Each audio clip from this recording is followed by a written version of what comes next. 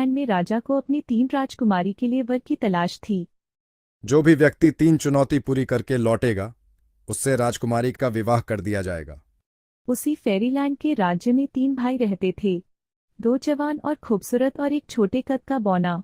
तीनों भाई बारी बारी चुनौती पूरी करने निकल गए। पहली चुनौती में लिखा था, तालाब में काई के नीचे राजा की बेटी के 1000 मोती पड़े हैं, उन सबका मिलना जरूरी है, और यदि सूर्य डूबने तक मोती खोजने वाला वापस नहीं लौट पाया तो वह व्यक्ति संगमरमर का बन जाएगा। सबसे बड़ा भाई निकल पड़ा और दिन भर मोतियों की खोज करता रहा, लेकिन शाम हो गई और उसे 100 मोती ही मिले, इसलिए वह पत्थर में बदल गया, जैसा कि पटिया में बताया गया था।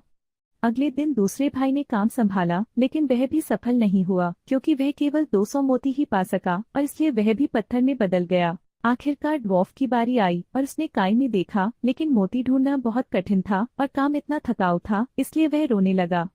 और जब वह वहां बैठा तो चींटियों का राजा, जिसकी उसने जान बचाई थी, 5000 चींटियां लेकर उसकी मदद को आया, और कुछ समय ही बीता जब उन्हें सारे मोती मिल गए और उन्होंने उन्हें एक ढेर में रख दिया।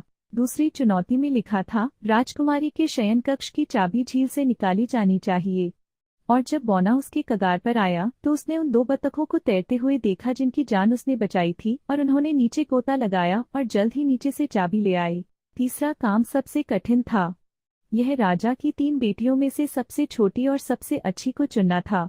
अब वे सभी सुंदर थे और बिल्कुल एक जैसे, लेकिन उसे बताया गया कि सबसे बड़ी ने चीनी का एक टुकड़ा खाया था, दूसरी ने कुछ मीठा सिरप और सबसे छोटी ने 1 चम्मच शहद खाया था, इसलिए उसे अनुमान लगाना था कि वे कौन सी राजकुमारी है जिसने शहद खाया है।